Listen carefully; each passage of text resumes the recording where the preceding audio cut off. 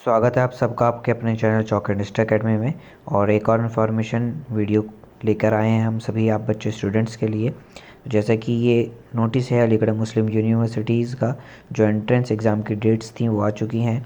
ये BSc, BCom, BA bridge course, BLLB, BTech, BArch, MBA और BEd, triple SC और ये ट्रिपल एससी ह्यूमैनिटीज़ इन कॉमर्स के बच्चों के लिए जो डेट आनी थी वो आ चुकी हैं। ये छठे महीने में यानी कि जून में शुरू हो रहे हैं आपके एग्ज़ाम 20 तारीख से, और ये आपके चलेंगे 7वें महीने तक।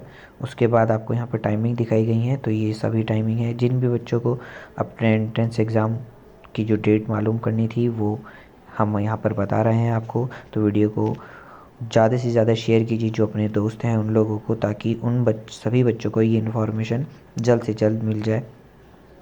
और कोई भी अपडेट देखने के लिए हमारे चैनल के साथ बने रहिए, देखते रहिए chalk industry academy. Thanks for watching this video.